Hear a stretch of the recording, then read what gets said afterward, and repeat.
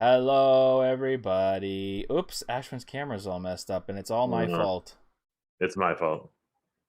Well, I'll fix that as we talk. But meltdown in Memphis. Sorry, that was like a stupid Dave Benz thing, and I just enjoyed it for some reason.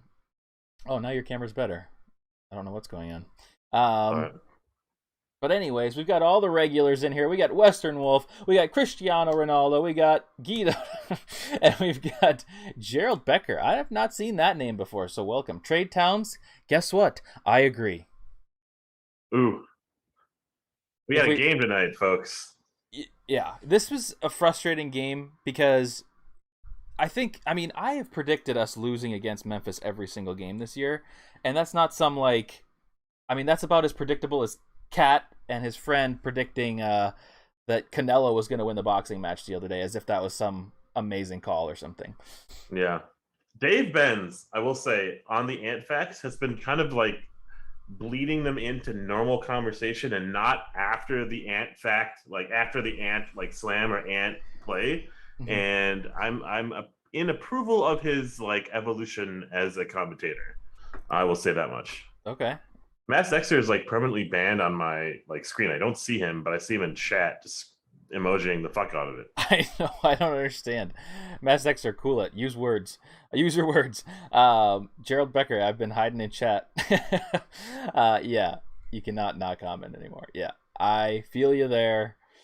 No, it was the same game we've seen the past four games, 100%. And you know what? This is the Wolves that we see most of the time, which is why it was frustrating from the get go because we kind of knew it was going to happen the entire game. When we were up by Mm. like 15 in the fourth quarter, who in this room here together thought we were going to win the game? Who was like, I'll bet my life that we win the game? Not me. There was some interesting experimentation by Finch. I think he really wanted this win. We saw it in the substitution patterns. There were barely any, and we saw the appearance of Josh Okogie for some hustle, I and I like him. really appreciated that. And the lack of Torian Prince, I like that. Yes. And I was like, there's a lot of good things happening in this third quarter for once in our history of our franchise. Something is positively happening in the third quarter. Yeah. And then, as classic as it is to breathe air, um, the Wolves have a fourth quarter meltdown in Memphis because we're walking in Memphis, as Dave Ben said. Yeah. Did you hear that story about Dave Benz who got like a salad or something at a barbecue Yeah, place? chop salad at a barbecue place. And then, of all people who call him out, Bill Kennedy, the ref, Yeah, calls him out. seriously. Yeah, and his impersonation of Bill Kennedy was like insane. Mm-hmm. But yeah. Anyways, catching up on You know what? chat. Yeah, go You know ahead. what? I don't have much of anything to say about this game. It's kind of really weird having a show, hosting a show, and having just so little to say because everything kind of just happened and we saw it unfold and we knew it was happening. Like we knew this was all happening. Like the turnover, the bad pass, the shot clock violation, the 24 the 5 second inbounds call, literally all of this is happening Mm-hmm. and we just are expecting it to happen. Nothing is Yeah, safe in the Twin Cities, you know? Um we just keep on landing stinkers. we do. Um, and It's okay to be sad sometimes. yeah, Any and oop. I think it's 100% acceptable as a Timberwolves fan. I mean, the fact that we still support this team is pretty mind-boggling. And here's where I have to reveal something to you. So I just got an email from the Timberwolves today that offered me season tickets for $20 a month. Whoa. So I got it. And I got free Arby's tickets after the game for the second row. Wait, there's tickets to go to Arby's? The Arby's, they give Oh, out tickets like after I we hit know. them F3s or whatever. No, So, I was like, maybe there's more attendance at Arby's than there is in oh Wolves my God, games. seriously. Because you need a Yeah. ticket to go to Arby's. So I am really the problem $20 here. season tickets? I mean, it's every game for $20 a month. I'll take That's that. amazing. Yeah, that's You like get a fucking insane. subscription pass to the Wolves games? And for $20, I mean, it's upper deck. I could have done lower for 135 a month, Oh but my I was god, like, are you guys gonna get Fortnite drops? oh, maybe you never know. Or Got to get the battle pass. Minecraft the live stream and it's spooling. Not on my end. Okay, let's keep Everybody going. else good? Okay. Let us chat. Let us know if something's wrong. But anyways, my brief thoughts on the game. and this is me just being raw, is I think we need Towns off of this team. I think Towns can't be on this team anymore. It's just not. It's just not working. He either needs to take the role as the second or third player probably on the team, because his decision making, first play of the game, kicks out, offensive foul, not close, totally blatantly obvious. I'm blaming this on Towns, and I know set the tone for me. Yeah, if I know he hit that shot at the end of the game, it's a miracle shot. Obviously, he's a very skilled player. I've never said he's not a skilled player. I mean, he has the skills to be a top 10 player, but mentally, it's just not there, and it's not working with the Wolves. I'm ready to move on. I'm ready to move on to D'Lo Ant days, or just Ant days. I don't know. I love D'Lo. By the way, side note, D'Lo was incredible tonight. Yeah, he was great. And about in a game where he was out for a while, like usually it takes a couple of games to get back into rhythm. He was fantastic, and he was like a healthy dose of D'Lo, not an overabundance of D'Lo. He had those moments where we couldn't score, he took over, and that was great. Like, just the offense is running right now, or lack thereof, and he's just taking over, and that was really nice to see. His passing was sublime, man. And like the pass to get Jaden a dunk, like, come on, like, you want to get others involved whenever you can. Yep. Get them involved, because you can at any moment on any possession get yours. So it was great to see all that stuff. There are a lot. I will say, let's not be super fucking dark on this team. It sucks that we lost. It sucks that we lost in this fashion. Yet another unique, unicorn style way to lose. Lots of positives to gain from this. Is the clear Minnesotan in me talking right now. I'm very upset, very distraught, very disturbed by how we're gonna move forward. But we saw a glimpse of good things. Like Jim Pete even said, we want the teams to respond to us rather than us always responding to the other team. Like, we're always switching our starting lineup, whether it's Vando, whether it's Jaden, whether it's Josh Okogie, whether it's Torian Prince. What the fuck are we doing, right? We're just constantly keeping our own fan base and our own team at on edge. Like, who's fucking there's no reliability, and people care about that. The players actually want consistent communication and here, we're going to play you here in these minutes and in those minutes. There were some great things that happened regarding substitutions and cards Ant, leads the second unit in the second quarter. That's really positive, because Ant leads that charge, and Ant knows when to be aggressive in those moments. Yep. The two big lineup. Finally, we got to see a potent, a very potent offense with two bigs, and it was against Jaren Jackson and Steven Adams and all those bigs, and Brandon Clark, who I'll get to in a moment here. Kind of seeing some really positive moments with this team as currently constructed, which is also currently flawed as fuck. Yeah, it is very flawed, and I think, everything from the coaching to the bench to the starters, everything, there's something to be, and even the fans, I think everybody has something to be blamed on. I think more than certain ones, more than others, but yeah, you wanna jump into the tier list? Yeah. Perfect. F in chat for Finch. Okay, yeah. What's everybody's John Mint? I have not seen your name. Are you just Mass Xer? Are you just a burner account? This sounds like something Mass Xer would say. I don't think he was fired yet. That would be insane. I guess you never know. But anyways, we're gonna move on. Yeah, go ahead. I was just as you were transitioning to the tier list. Mm-hmm. I was just looking at the Memphis Grizzlies team and just in awe at that roster's construction.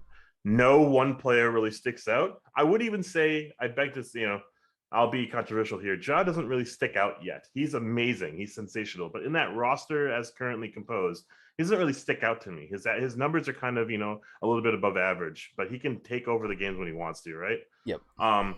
Brandon Clark, season high in literally everything tonight, right?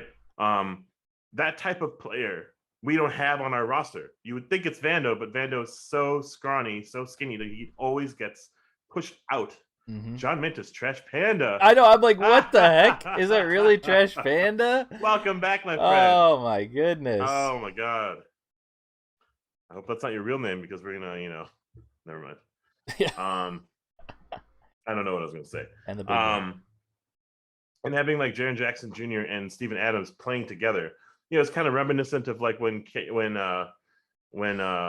Cat was a rookie and we had KG and Cat playing together, or we had Gorgie and Cat playing together. Mm-hmm. It kind of makes a little bit of sense for us because Cat, as we are seeing in year 7, cannot even post up a Ja Morant. Seriously, that drove me crazy. Dropped me to my knees saying, like, just we need to find something. Yeah. Maybe something else. Yes. Yes. I mean, what, like, we're in year 7. He still has not figured out how to control his arms against somebody who is smaller than him when he's trying to post up. I don't care that he lost weight this offseason. It doesn't matter. You're a big man. Figure it out. Use your butt. Seriously. Anything. Just stop flailing your arms. It's driving me insane. Ryan Saunders' leadership class is no joke. But yeah, it's driving me crazy. We're going to jump straight into the tier list. If you're new here, give a like to the stream, subscribe. We're trying to hit 50 subscribers. We're at 49. So next one is 50. Just FYI, you might get The big boy said OT needed Nas, needed to mix it up. And I'm getting some lag. I'm sorry, man. I'm sorry if I'm talking over you. Needed to mix it up, and Nas was the one thing that worked. Nas was incredible today as well. We just didn't see enough of him, and also we were in a weird funk of like what to actually, line out, put out there as a lineup. We had Beasley out there because we were just struggling to score at any moment in the fourth quarter. So I don't blame Finch for trying something else. But I think Nas was the answer in that game for sure, especially in OT. Mm-hmm. Nas was crazy. I loved Nas tonight, and the Jim Pete, and this is the thing. I mean, I've been to, the humble brag, I guess. I've been to so many games this year. That thank you, Arby's. But I've been to so many games that I haven't really been able to hear them, and it's just, I mean, it's great to hear them talk about the game because I feel like they point out things that I'm not looking for.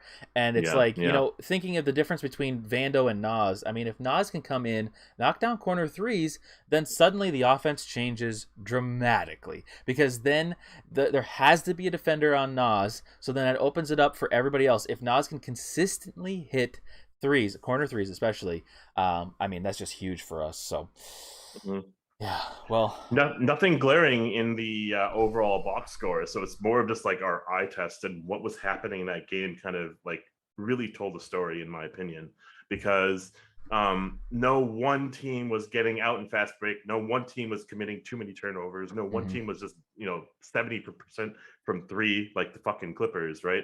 Each team was kind of like bang bang, kind of like within the balance there in the moments, in the end of the closing moments of any moment of that game. I don't know what I'm saying. I'm just saying it was a close game throughout, even though like the score may have dictated like we were up 16 or they were up 9 or whatever. It was a close game throughout, and it was cool to see that we kind of like were trying to just like chugging along and seeing if we don't get blown out here, by a team like the Grizzlies. But man, that fourth quarter was so sad to see after such a like, I don't know, a long time coming for a third quarter like that, right? Yeah. I was really waiting for something like that. And anyways, I agree, and I think we start like I was really disappointed when we gave the lead away in the beginning of the game, but then I kind of calmed myself down because I was like, you know what, this happens. NBA is a game of runs. Like, it's really how you respond and how you finish a game that is how like the story that is told. Nobody cares if you blew a 15-point lead in the first quarter, because if you win the game, it literally doesn't matter. I mean, that's the whole knock on the NBA is like, what's the point of like the second and third quarters? Because like all that it matters is the end of the game. That's the story. And we consistently are losing that story in partially the third, but also the fourth quarter. The fourth quarter night was just abysmal watching us do that all. So, and somebody pointed out on Twitter, just saying that we haven't won a game, or we've lost every game that we haven't played Jake Layman or something like that, which I think is not true because I think Jake Layman came in for a loss once, but I would like to see him, to be honest.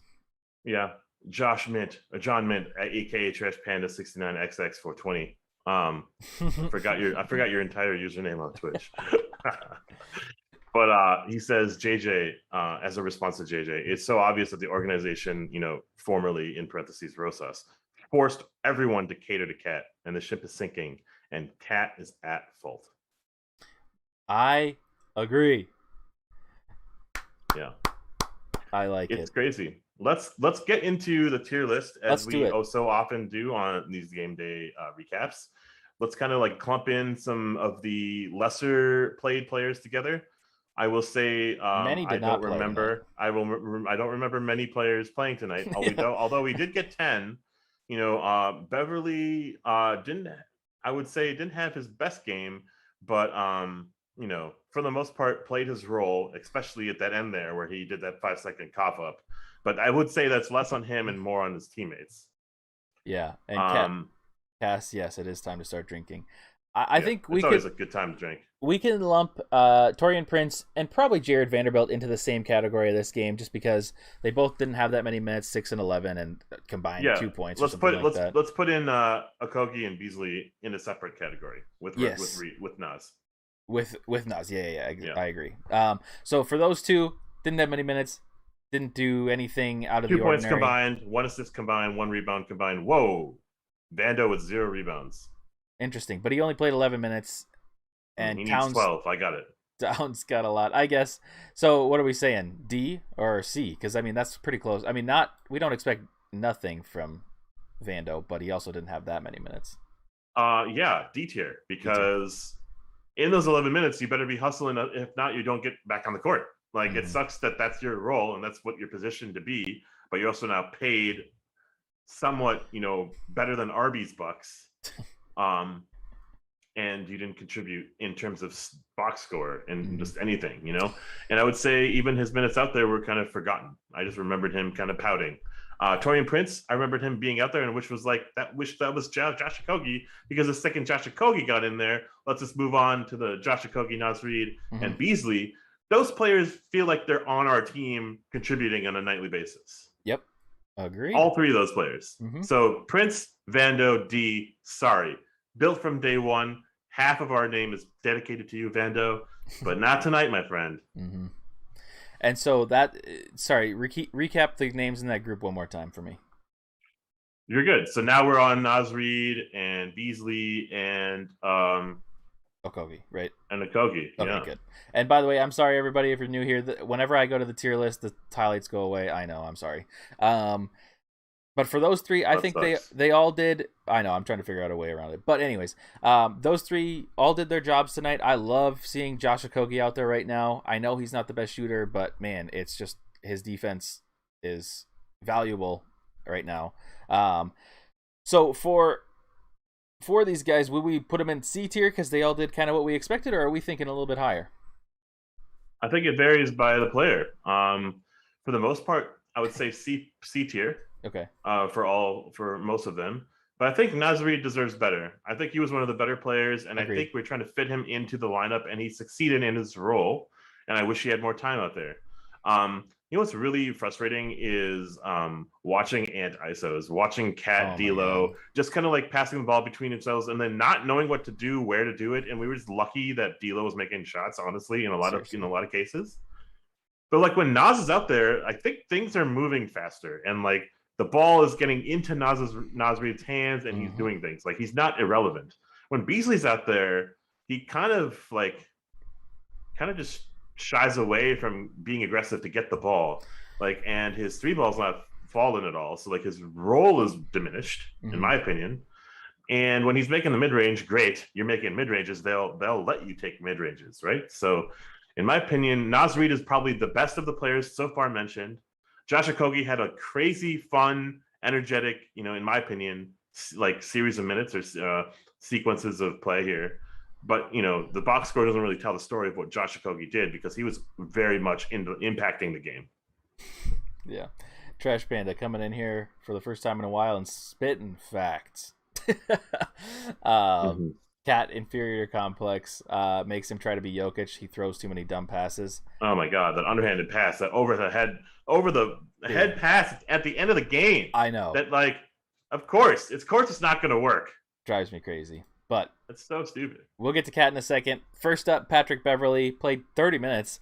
He didn't have that much production, but he did have a few blocks that were pretty key. I mean, when it comes down to it, we lost the game, but I thought defensively at moments he was okay today, but also he was one of the team's lowest at -10, given there was a lot of minuses on the plus minus today. So I thought this was a pretty average performance. Again, similar to the last game, a lot of good, a lot of bad. Kind of in between on him. Yeah. Okay. You What would disagree? you? No, I'm not. I'm disagreeing. I would say a C. Yeah, and I agree completely with this tier list so far. Yep. I would probably put Josh Okogie above Beasley, but you Oh probably yeah. put Yep. Beasley there just because. Yep. That was an Beverly accident. played his role, and he was a starter, which was a big surprise for me. Oh, that's right. I didn't even mention that. Yeah. And I That, think what was really nice about it is that we set a cool, like a really fun tone. Like we didn't have that like game one, game two energy, but we were like in Jaw's face, and he wasn't like super popping off early until Beverly was subbed out. mm-hmm.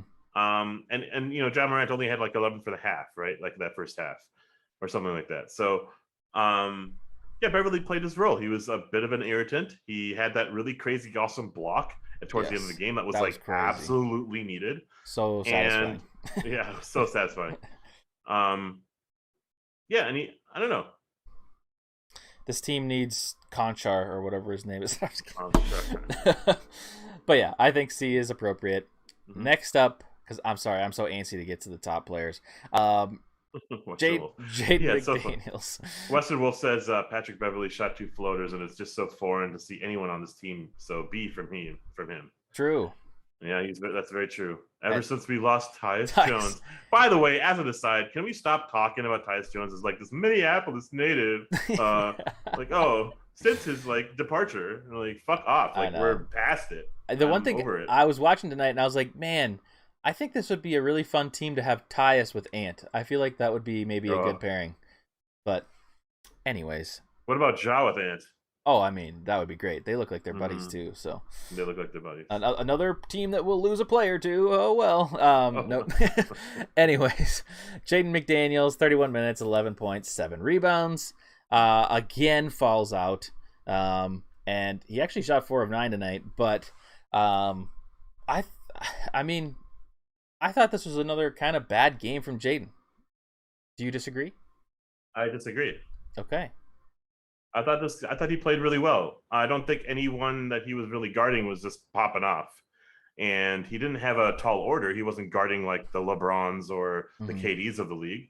But I will say that like when he's guarding like Desmond Bane or who was starting today, because I don't think Bane started, but like, you know, the Kyle Andersons, he gets these ticky-tack fouls, and it really puts him on a defensive like front where he can't be as aggressive as he wants to be. Yeah. Immediately. Yeah. And he'll get these ticky-tack fouls back to back to back, and he's just like clueless. And he's like shoving a player on a screen. I'm like, you can't do that. I know that. And it just like I worry about like he's there in his headspace. He's very smart and has great instincts.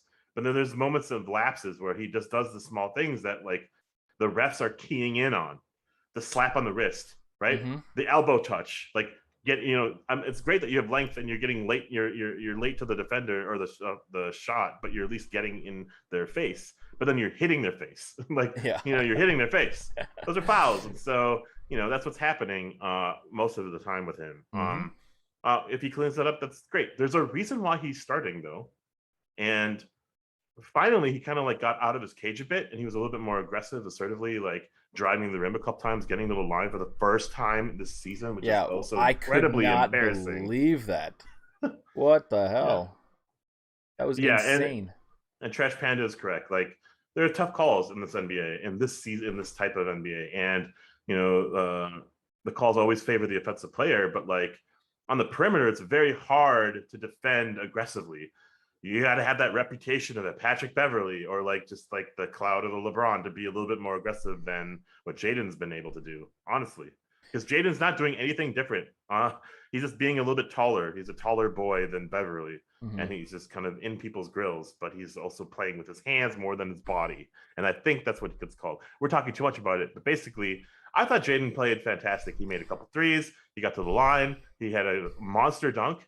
That also D'Lo facilitated, which was like extra icy for me because I love when D'Lo passes.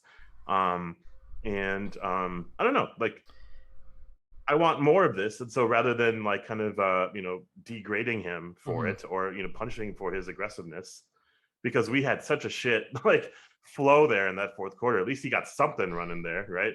I think he's a B tier. Honestly. Okay, I better than average. Yeah, I could maybe be swayed. I think he's under Nas still because I think Nas had a pretty good game today. And maybe I'm just swayed because I mean, yes, he did make a three. He made that crazy dunk, but I I think I need to get used to seeing him being aggressive on offense because right now when I see him take a shot, I'm like, no, please no. Not as bad as Prince, but it's still like it's kind of like a similar to Josh Okogie. It's like I'm not really wanting you to shoot, given we need you to be able to shoot. So maybe it's good that he is taking these attempts. So I think I'll ease off my maybe not hate, but I guess whatever I was gonna say negatively about him tonight. So I just the foul thing to me is driving me absolutely insane because we need his defense because he's another quality defender, although he's not now because he fouls out of every single game. So yeah, that's what's frustrating me. I think you maybe want him above Nas. I'm gonna put him below just because I'm much further down than you. So that's it. That's the ruling, official. It's happening. Also, still a B. It really doesn't matter.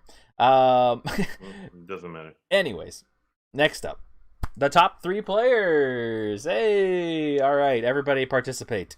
All right, the three most important players on our team moving forward, and almost I want to say like the last 20 years of this fucking team. Yeah, it's right here. Yeah, these three players. It is, and the first one. All right, chat. I need you to put your grades in. 15 years. Sorry. I already know what you're probably going to say for this person, but get him in. D'Angelo Russell with 40 minutes, 30 points, 5 rebounds, 7 assists, steal, block. He was 10 of 22 shooting, 6 of 13 from 3. Thank you. Only 2 turnovers. He did have 4 personal fouls, but whatever. That's one of those might have been an OT in garbage time. I can't remember, but yeah. I thought this was D'Lo's. I mean, this was D'Lo's best game of the year, and I think, this also. I mean, I think a lot of D'Lo fans kind of got to be able to be like, "See, this is what we're talking about with D'Lo tonight. This is the D'Lo that we stand for." There is a conversation happening in the Twitter sphere, the NBA Twitter sphere, about the contract expiring with the Spalding ball, and now we're on the Wilson ball. Yes, the Tom Hanks ball. Wait, that was a volleyball, wasn't it? Anyways, Wilson they've gone mainstream now. They're volleyballs, the basketballs. There's part of me thinking that like early season, like figuring out how this ball feels because it's softer and or it bounces differently or whatever, right? Mm-hmm. A ball, I remember shooting with blue ball, and I loved how the blue ball bounced on a court, and so I just always shot with the blue ball in high school, right? I just like always loved that feeling. Mm-hmm. It had better grip, it had better whatever, it doesn't matter. Besides the point, I'm not D'Lo.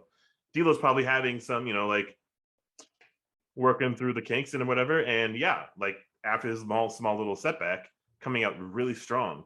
I thought he was at a great pace in this game. Nothing out of control. There was one play where he was in the post. He has like one he did like this pivot around the defender, and he had this shot.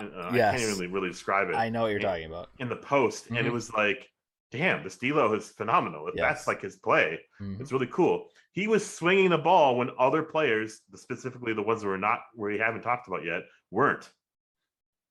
Yeah. I am dumbfounded how we even win a game this year without him. Yeah. I don't see a path unless Cat and Ant are just super human, super saiyan. Mm-hmm. And so a lot of my fandom for this team is going to be riding with how Russell kind of navigates the nuances of the season, but also how he basically promotes and boosts the other players around him. He had a fantastic game. I wish he was more assertive, more aggressive, but he got his shot blocked by Jaren Jackson at the end. If he was quicker, if he was more athletic, that wouldn't have happened. He would have gotten to the line if he drove into, Jaren Jackson, mm-hmm. things like that, And I think he's a little bit he wasn't flopping this game either, and which was kind of cool to see. But he's not really looking to get contact, and that's a thing that I think we need, and any team needs to succeed in the NBA, is a point guard with ability to drive and ability to get contact and to get to the line. He is one that doesn't get to the line that often, and also on the Timberwolves, he don't get to the line much, anyways. Yeah, that's true. I think there was one valid criticism in chat about D'Lo. Where was he late game? And I think that's true. He did miss a couple shots late game that hurt, and that's like the moments where you're really relying on D'Lo's shot making. But at the same time, as you were saying, Ashwin, I mean, where would we be this season at all without any amount of D'Lo? Even with, I mean, we had injured D'Lo already, but even like, I mean, we would have no wins at this point. Yeah. According to Dave Benz, we were 3-2 after this game, 3-3 after this game. In games where D'Lo finished the game. It was very, very set on saying that. Yes, he was. He said that many times. Throughout the game. I think this is one of his best games, as you said, man. It was really cool to see. I'm sorry to interrupt you. Go ahead. No, I think this is just one of his best games. I think to see the offense with D'Lo is just pleasing to the eye after many games without him. So yeah. I was just very excited to see him back. I think tonight's grading for him, I guess, I mean, he's probably the top. He's probably the top player. He is the top player tonight. He's the top player tonight. But is it an A or a B? To me, it's a B. Because I think so. Christian Rondo is always hitting up with great comments here. Everyone really has amazing comments throughout the broadcast here, and I wish they were shown here in the tier list. This coming soon. Coming soon, yeah. It's just that we don't need him to take over the games. Like, there's a stigma with D'Lo. At the end of the games, he's gonna fucking do this thing and make the threes and make everyone just like, sit in their seats, like stay home, right? Go home even. I'm making these shots. I'm taking over the game. We don't need that because we have so much talent on this roster. When it was Golden State Warriors where they're depleted, they kind of relied on him completely. Yep. Because Jordan Poole wasn't Jordan Poole when back then, right? And on the Nets, they kind of ran with D'Lo. Like, if it wasn't D'Lo, barely anyone else was really showing out. So D'Lo sparked everything for that Nets team. And with us, we have Cat, we have Ant, and Cat we'll talk about later. But like, we could get other people involved, and it doesn't have to be D'Lo. But at least D'Lo has this like stigma to him that he needs to take the game over, and it like kind of focuses our offense too hard in one direction.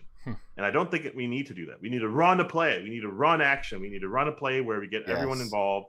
We need Ant driving. That's our best fucking play. Ant driving and kicking. That's our best fucking play. But we don't do that. And let's talk about Ant next, because Ant was like a tale of like two halves for me. Yeah, he was all over the place. A lot of good, a lot of lackluster. He played 43 minutes tonight, which is crazy.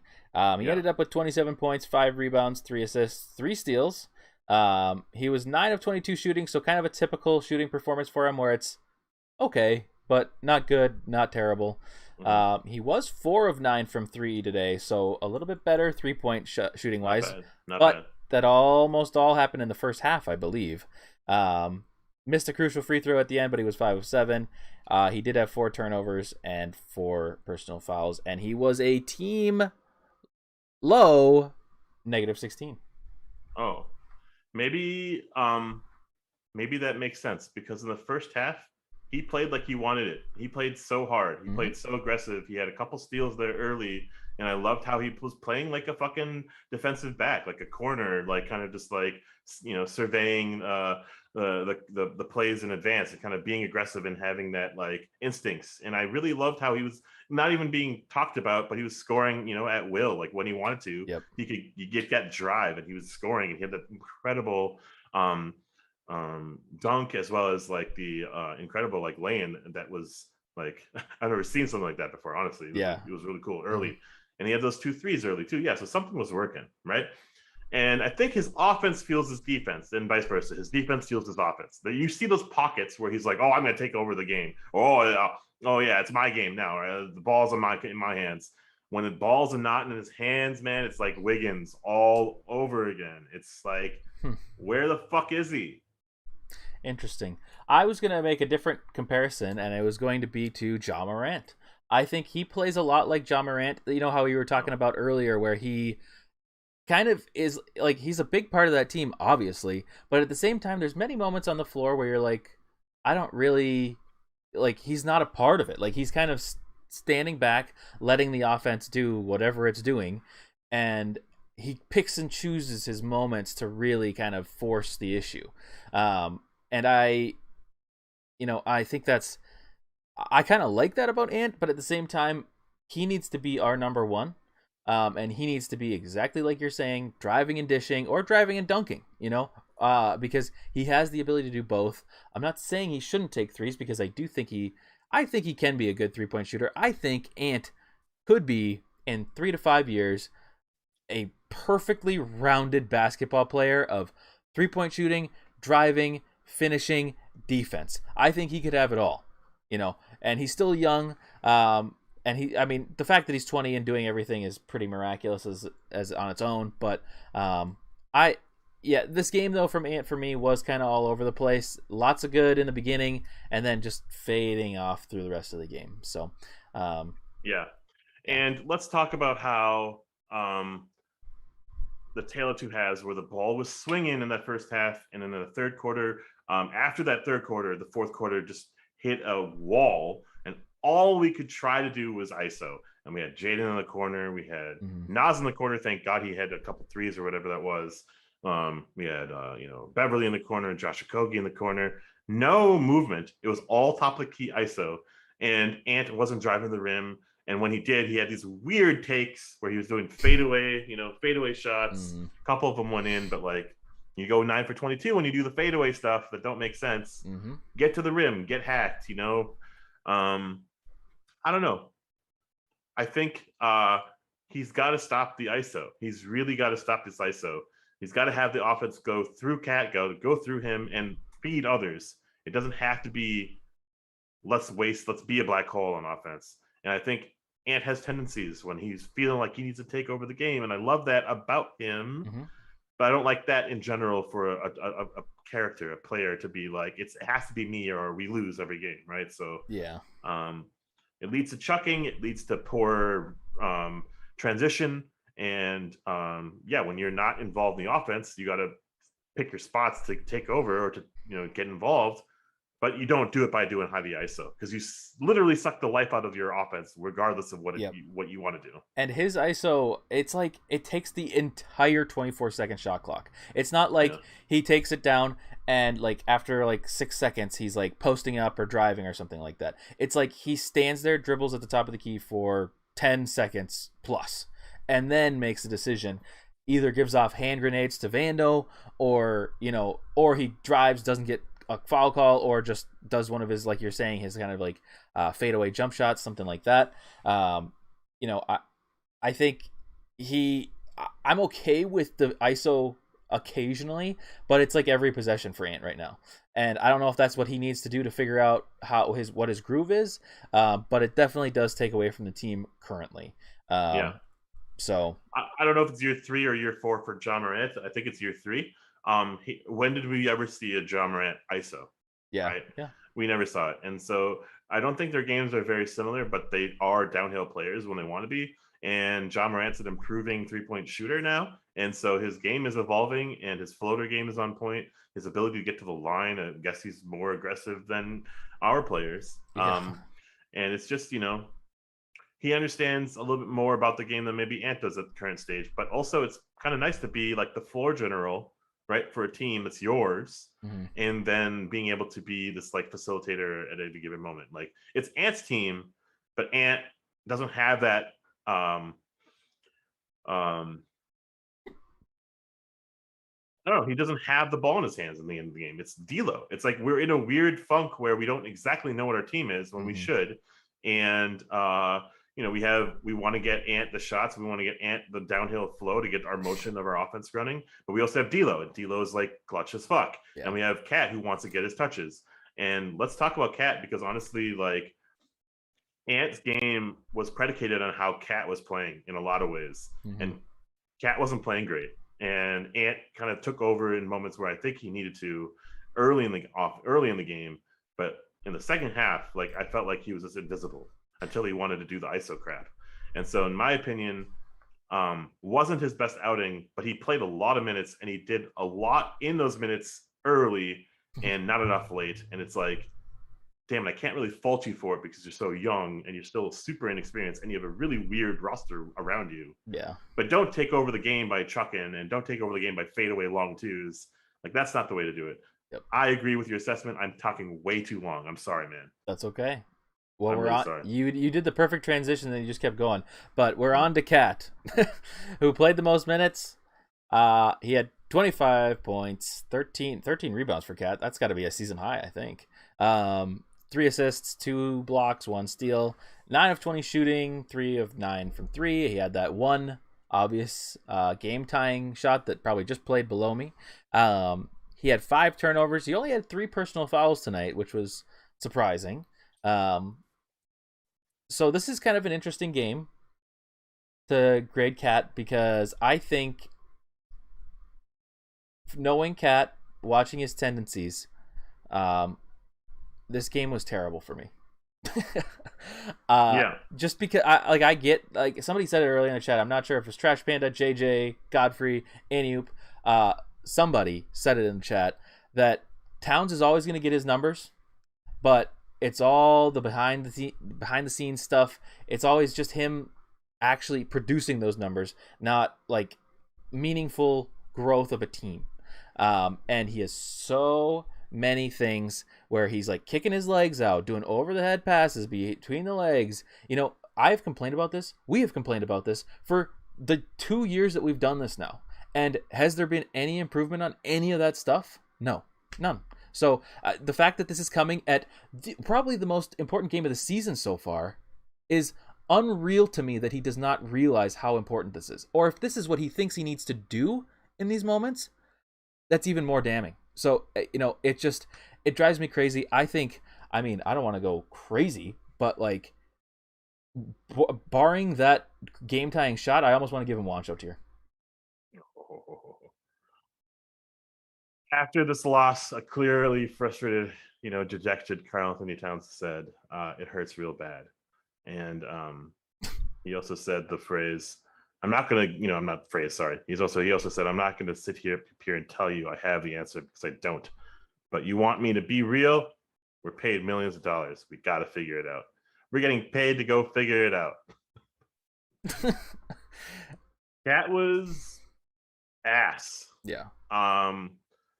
There were moments where he was like, oh, he's figured it out. He's driving, but then he doesn't want the charge, so he stops short. Yes. He doesn't get the charge. Holy shit, 1 foul for most of the game. That's cool. I didn't see you on D at all. I was very pissed off at how you were getting boxed out for offensive rebounds. You let Brandon Clark pop off tonight. Yep. I was very mad about that. Jaren Jackson hits a 3 in your fucking face. DeAnthony Melton dunks on top of your face. Like, you weren't there on defense when we needed you, when you are the last hope for us. You're not getting it done. I'm talking directly to you, Kat, and I know you're going to retweet this and talk about on your catastrophe pod or whatever it's called. Chaos something. Yeah. Chaos with a K. Every game, every day that passes, every game that we lose, I'm getting more and more frustrated with him. I can't see a winning, successful franchise with him as the 5, but as like anything other than a spot up 3-point shooter. Like, there was conversation in the thread, and I want to bring it up because I wrote it down. What does he offer other than elite shooting? But even then, he was like 0 for 4 at the first few minutes of the from 3, and so he wasn't getting anything done. He doesn't get to the line. His drives look like he's about to get injured every time. He has such herky-jerky motions where the refs don't even know if it's a foul or not. he's really hard to ref. We thought he was like Shaq, like, right? Remember, like he was gonna change his fucking game, and Mm-hmm. I thought he was, at least. Like he had a bevy of post moves, and he looked like he had the right hand hook, left hand hook. Now he can't even post up. Yep. Dylan Brooks, the kryptonite to Cat's game, to Superman of Cat, wasn't even playing. He was in street clothes, and he didn't get like any post play. We were trying, but man, he had no hope in down there, and I hated it. Mm-hmm. Usually, he plays really well versus the bigs, like the big Adams bigs, and whatever. yeah, The big bigs, yeah. Mm-hmm. He usually has a little advantage over them. But man, it was so hard to watch. His stat line doesn't really do its justice because, yes, he got us to the overtime game, and look at that fucking play right there. Yeah, that is something that you'll get injured on the next time you do it. Like, I hate it. I hate watching that, and I think his instincts on D are deteriorating by the game. Also, like he's not boxing out correctly. He's getting pushed and shoved and out of position every fucking time. There was a really cool play at the end of the half where like he was running after Naz Reid's missed layup, and he got the ball in. That was like his best play of the game, honestly, besides that overtime shot. I'm frustrated, and I don't know how to really describe how more hurt I feel by what he like promoted himself as to us, as this like franchise altering, like Keiichi, I got this from here kind of bullshit. Like, man, he's all talk. He doesn't produce the way that we need him to. And yeah, his stat lines are great. And yeah, we could like praise him for his stat lines on a shit team. But he has a stat line of this and the shit team, and we can't win. We cannot close out games. We cannot rely on him. Mm-hmm. Let's do a little like 2-second thought exercise, because the Philadelphia 76ers are kicking some serious ass right now. And their roster looks like garbage. Mm-hmm. Outside of Joel Embiid, I don't like much on that roster. Honestly. You put Cat on that roster instead of Embiid, I don't know what the fuck they're doing. If you put Embiid on our roster, we're a championship. I like our fucking chances. I like our chances. We're a championship team with Embiid on our roster instead of Towns. Embiid has this like fucking flow to him where he's getting to the line. He's using his body as an advantage. Cat doesn't know how to post up. Mm-hmm. What is happening? Where does that go? I think another fun little thought exercise to do would be, now I will say, I am pretty happy to see that most of the people in chat tonight and overall on Twitter, it seems like all of a sudden, everybody in the last week has gone from defending Towns with their lives to maybe we should trade him. So I'm happy to see that, because I think that's healthy as a fan base to do. But I also think if you are questioning whether or not Towns is tradable, or if we should not be thinking about Towns on the team anymore, I think look at what another team would offer for Towns and ask yourself if you think that matches your value of what you think. Because I think we all think of, or at least we used to think of Towns as like a top tier player in the league. Maybe not like top tier, but like, he's up there for sure. And he's still skills wise, he is. But what is a team going to give up for Towns? Honestly, somebody put, I don't remember who, maybe this was even you. I don't remember who said this, but somebody's like, if you were to do a trade for Jaylen Brown and Jaylen Brown for Karl Anthony Towns, which team says no? Oh yeah. Probably the Celtics. Both teams need a shakeup. Yeah, they both do. But I think they would say no. I mean, I think they would probably try it, honestly. We aren't getting AD or PG return for Cat. Yeah, I mean, now we're like looking at classic Wolves fashion, trying to trade our superstar after they're disgruntled or ahead of the fact, but we get 50 cents on the dollar. So we're not going to get the value for him. I don't want to even go down that road. I just think, like, with currently constructed, I have been lied to by Karl Anthony Towns. Mm-hmm. I feel like I've been lied to. 7 years of like optimism, straight up optimism. Like, can't wait for this fucker to just like pop off and be the all-star that we thought he was going to be, like this top 25 player of all time kind of player. Like, he had this tools, the kit, the toolkit, and the asset. You remember him talking about his fucking toolkit. He has so many tools in his toolkit. I know, yeah. And apparently they're behind the back passes and underhand passes that are resulting in turnovers. I don't even know how many turnovers he had tonight, but they're all like rememberable. They're all terrible. They're all Yeah. garbage, and they Mm-hmm. are all net negative plays. Mm-hmm. Make the simple play. We have been fucking barking this at you for Yeah. years, and I've yet to see it. Yep. And headshot, I'm sorry, you joined at a very tense time. um, He's still defending Towns with all his life. but I He's getting appreciate. double teamed and doesn't know what to do with the ball. And I will say this: Mm-hmm. he's getting double teamed a lot. He is. Yes, that's true. And our offense is predicated on moving the ball and everyone kind of being man to man. Mm-hmm. But yeah, I don't know, man. It's Cat just gets flustered very easily. yeah. There's just a lot of things that have been growing for a long time. This has kind of been the season, the trend of the season, and that's trends. You know, we have seen the same trends with Towns for so long. The negative trends, I should say. And very few of them have been contained. The only one this year that has so far been contained is his complaining about the calls. That's the only thing. And realistically, that's not going to win you any games right now. That's just something that we want to see going forward, along with actual improvements to not crazy passes in like insanely important moments. Not, you know, there's just a lot of things that yeah, and Towns makes no one better. That's true. And you know, that's why right now I'm really ready to just pivot to Ant and possibly D'Lo, just because I think that Ant has the ability to play to make others better. I think I see that as a possibility. Maybe not. I've been wrong a million times. I was high on Wiggins and Levine at this point, so I mean, obviously, what are we talking about? But I was high on Johnny Flynn, so what does that matter? I thought picking Rubio over Steph Curry was the right choice. Yeah, honestly, I thought so too at that time. Yeah, I was ready for I was ready for the next KG to blow me away, and it was Rubio for me. Honestly, it was. Yeah. Yeah. What are we?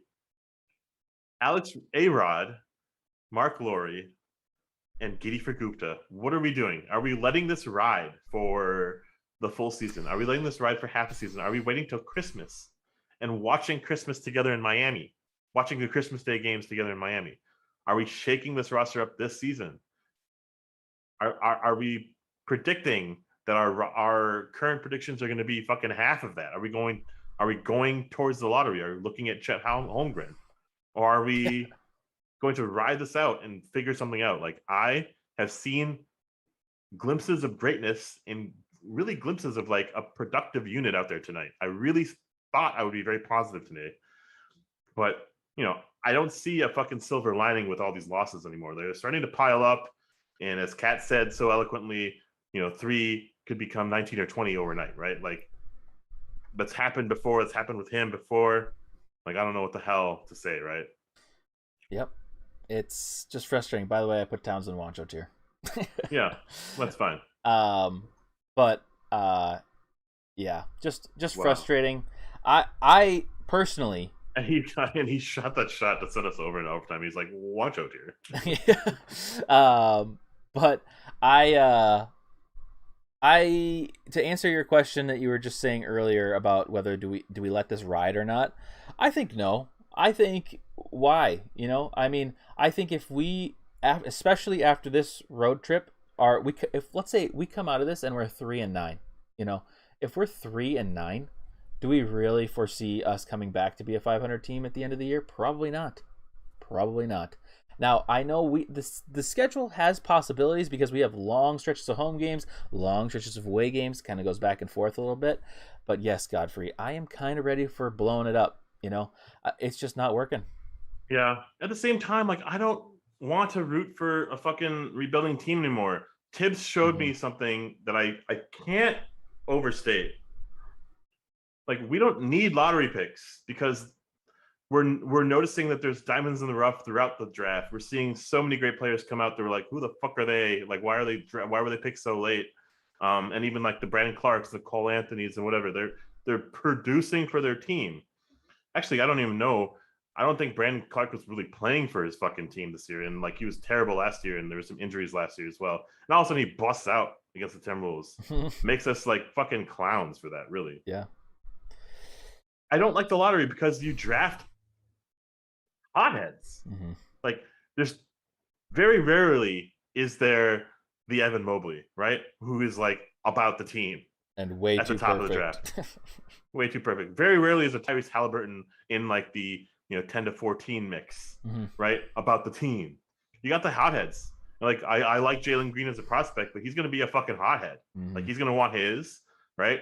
And like LaMelo Ball is a team first player, like of course, but like I don't know, you're going to pay him max money for that kind of stuff, right? So like Tibbs shows like with the Jimmy Butlers and the other fucking players, the Taj Gibsons and the role players playing out of their mind, playing for each other, you can get to the promised land and you could kind of build within. You can build throughout and build and get veterans to kind of plug in holes. And he showed us that a little bit of it. I didn't like it, but he also showed us that we don't have to ride and rely and pray to the fucking, ping pong ball gods. Yeah, which is for my favorite franchise changing player, which will take 7 years to get to this point, as we did with Cat, and we're nowhere.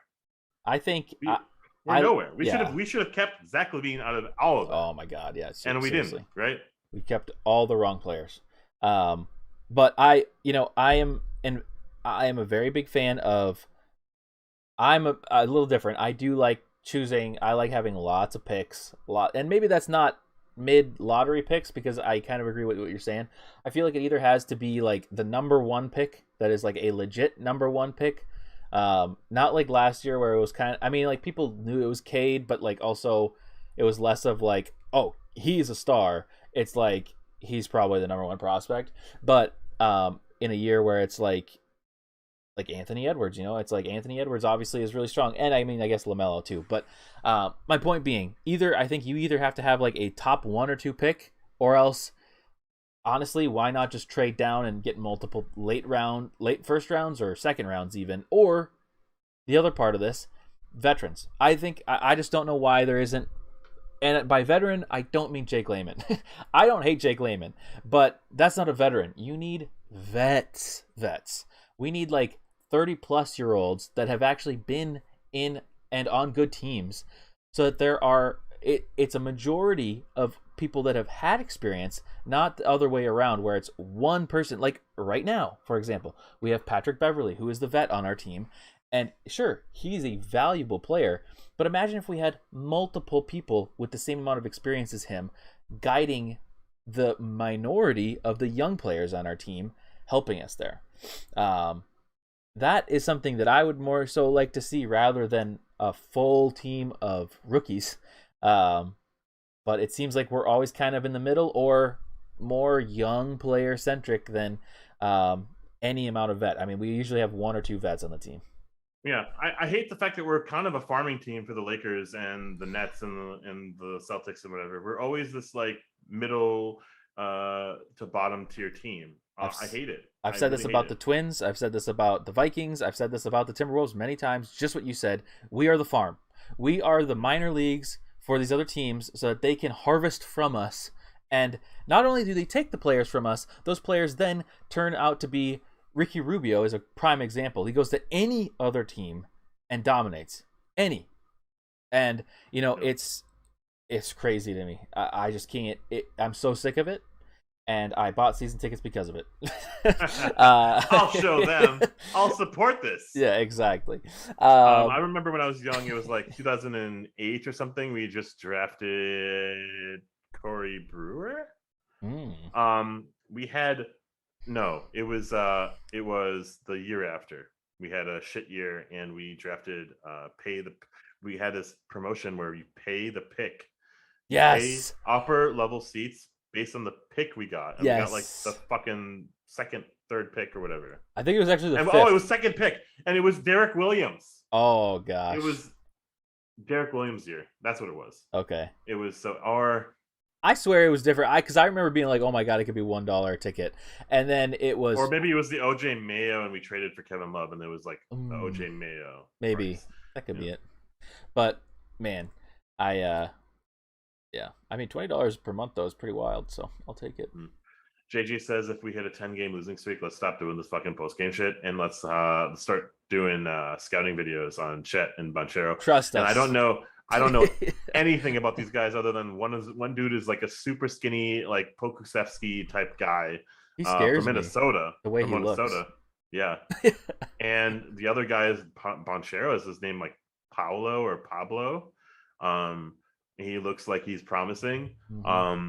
But like he has this like Corey Maggette like typical like vibe to him. So like I don't know. Like Let me tell you, if we go on a 10-game losing streak, you can fully expect everything about this show to change. Everything. yeah, sure. We may Let's not do even it. be here. It may just be a running loop of Chet Holmgren highlights Oh, that's funny. Let's make that happen. with Chet. Yeah. um, Well, I wanted this to be a really quick show, and it ended up being over an hour. It's our classic meme. yeah. I really enjoyed this game until I didn't. I laughed a lot about what was happening throughout the game. I really want better for us as fans. I really want better for Cat. I really want better for this whole fucking franchise. Mm-hmm. I don't want 4 seasons of losing in addition to this one with Ant at the helm, and then he asks out and he gets his money, he gets paid, and he asks out, and then we are down to the same fucking situation as we did over and over and over again. So what can we do with this nucleus? What can we do with this current roster? To be determined. I have little faith in like it registering and us going like 5 games over 500 this year. But can we get back to 500? Or is that just like an uphill battle from now on? We'll always be this like 4 or 5 games under on 500. Are we going to free fall to the bottom of the line, top of the lottery? I think we're doing that. I think we're free falling right now. I don't see a turnaround happening.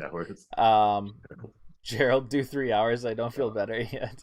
Trust us, you're not going to feel better. I'm still not recovered from the last Clippers game. So I am. It's still. Is it the Clippers game?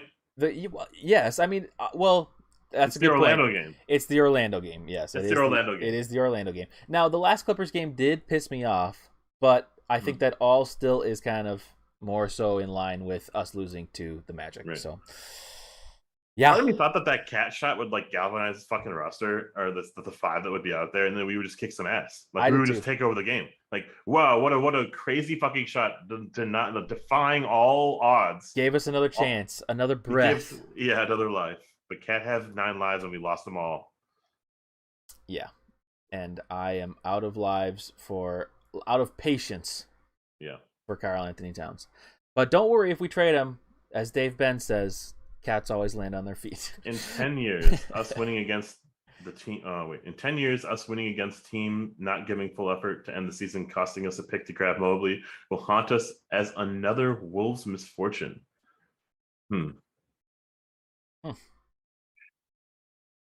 I really appreciated the conversation happening today. I will say that much. It really some of these things really opened my eyes in terms of like what's possible and what's happening, but also just like things that we may have missed in our commentary. And I encourage you to just like, keep this conversation kind of running whenever we do these shows. And I feel better knowing that there are like-minded fans with us in our corner, but also just like as therapy. Really, it is like therapy. Just like we just got clobbered in a way that we shouldn't have by the Clippers, right? A 40-point turnaround. We just lost in horrific but classic fashion, like we should have. And I just don't know where to really like glean positivity from. And it's like through this like kind of like building of a community that's really been kind of like why we're still doing it, but also why I'm still kind of starting to invest this team more than I want to be, honestly. But so thank you guys from portions of my heart, and more when on the next game day, which is when. What are we looking at? We're looking at the Warriors. We're looking at the Warriors, the Lakers, the Clippers. The Lakers are probably the best team for us as a match to beat. True. Yeah, they're kind of in shambles right now, just as I had predicted. Thank you very much. But, yeah, oh my God, 3 West Coast games, so all late. Oh, another thing I wanted to say was something about like, and I'm going to end it on this. Honestly, I'm sorry about talking. Okay. Were you finishing your thought, man? I'm sorry. I mean, no. All the time. Nope. I was just gonna say I don't know if I can do Friday or Saturday show. Go on. All right. Well, I'll try to do it. I'll try to do them. Okay. Because I got shit going on in my life these days. Yeah. What was I going to say? We haven't had a road trip, right? Mm-hmm. This is our first road trip, and early on, these fucking young teams need to like kind of like They're settling. They're really comfortable. They're just going into sleep in their own bed. And a really easy, comfortable schedule should have been positive, but maybe that was not what we needed. Remember that fucking bounce back game after we lost, and we had that like almost like a team only meeting or players only meeting with a really heavy practice or whatever, and it kicked us on our ass, and we like kicked Milwaukee or whatever the fuck it was. Like road trips tend to kind of like build character, build team bonding, and I hope this road trip does something for this team. I hope it's a successful road trip. It's if we go 500, it's successful. It's very successful. Yep. Agreed. If we could somehow muster up 500 or 2 wins out of this, that's a huge win. Even though our record will look ugly, I mean, that's a place to start. And because my goal was 500 going into the season, that's close enough that you can kind of come back and make it 500. But if it's 3-9, man, that's really difficult. But but yeah, I don't have many more thoughts.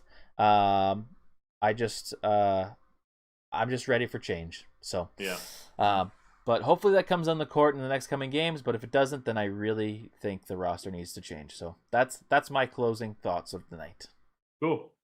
Well, I hope you have a great night and a great couple of days here before the next game. And I'm out of things to say as well, other than we are just classically meltdowning. We always have these meltdowns, and I just don't know what's going to change unless we literally change the roster. And it's tricky. But anyways, I appreciate everybody. Thank you guys. Thank you, Godfrey. You're always saying good show. I appreciate it. I appreciate you guys for sticking around to the end. Feel free to scan the QR codes on the screen. I've just added those. But I don't even know what that top one's for. I think it's for Twitter. I'm not sure. Let's find out. I'm going to help you here. But I do appreciate everybody for stopping by, venting with us. The venting's not over until we win. So, and hopefully that's on Wednesday. But also, hopefully Wiggins dominates us. If you're new here, if you haven't already, subscribe to the YouTube channel, leave a like. And then afterwards, if you really wanted to be crazy, after we're done, reload the video and make a comment on the video. Oh, that might be good for the algorithm. I don't know. Anyways, we'll end it with the outro because, that's the only thing that makes me happy nowadays is that the outro is so fucking outro. Good. So that music is a fucking mood. So that's what we're going to end on. Thank you, everybody, and good night. Bye. The top one is for Twitter, and the bottom